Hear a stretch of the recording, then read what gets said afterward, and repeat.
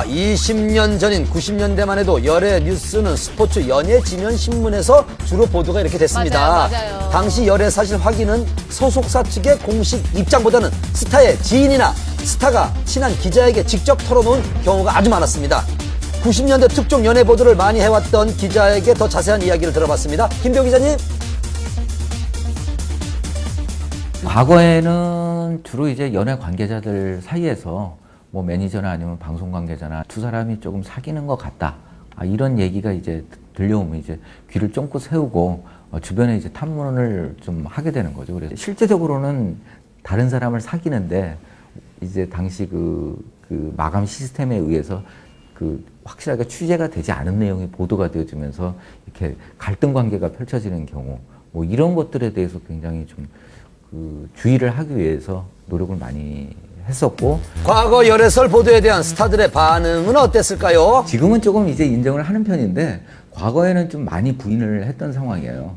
이유는 이제 CF 계약이나 다른 계약 형태의 사적인 어떤 사생활 관련돼서 조금 뭐 불미스러운 일이라고 그런 부분에 대해서 보도되는 것을 꺼려했거든요. 이후에 부인하는 스타들의 대응책으로 등장한 연애 보도 트렌드, 바로 2000년대 후반부터 현장 포착 사진이 대세를 이루었습니다. 일명 파파라치 컷 취재 방식인데요. 한편에선 사생활 침해가 아니냐는 우려의 목소리도 있었습니다. 사실 감시라고 보기에는 저희가 관찰을 한다는 의미로 보시는 게 사실 맞을 것 같아요. 네, 뭐 그 팩트를 잡기 위한 뭐 관찰의 과정이라고 봐주시면 좋을 것 같아요. 판매 목적인 거고 수익을 창출하기 위한 목적인 거고 저희는 그 기사의 증거 자료로 쓰기 위한 목적이거든요.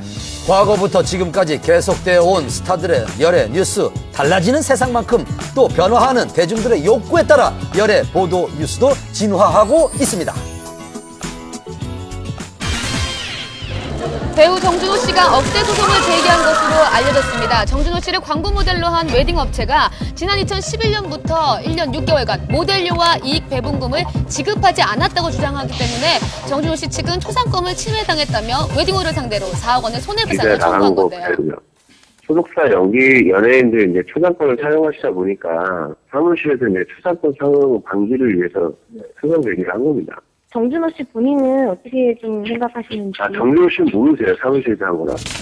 정준호 씨를 모델로 기용했다는 충남 아산의 한 웨딩홀, 검색을 통해서도 쉽게 찾을 수 있었는데요. 해당 웨딩홀의 입장을 들어봤습니다.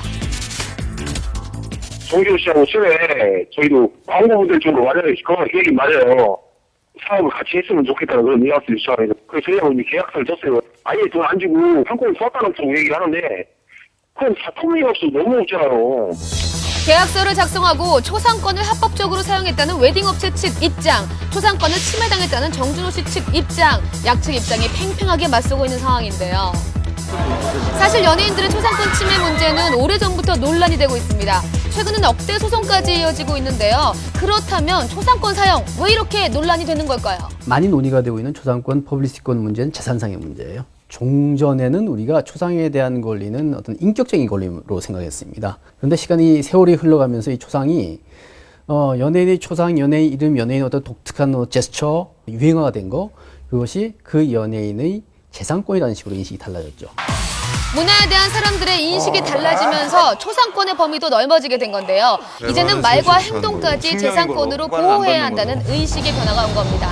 배우 이영애 씨 또한 이 같은 초상권 문제로 분쟁 중에 있습니다. 이영애 씨 측은 지난 2011년 한 김치업체 광고가 이영애 씨의 대장금 출연 당시 이미지를 무단 사용했다고 밝혔는데요. 그러나 해당 업체는 계약상 문제가 없다며 이영애 씨를 명예훼손으로 고소한 겁니다. 이에 이영애 씨 측은 사실관계를 밝히고 강력히 대응하겠다고 입장을 밝혔는데요.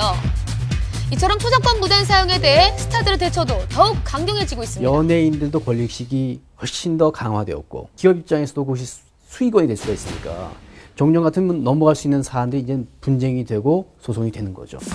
이렇듯 초상권 사용은 이미지 훼손뿐만 아니라 경제적 부당한 이익을 취할 수 있기에 더 예민하고 큰 문제가 되고 있습니다. 대표적인 예가 성형외과의 무단 사진 도용인데요.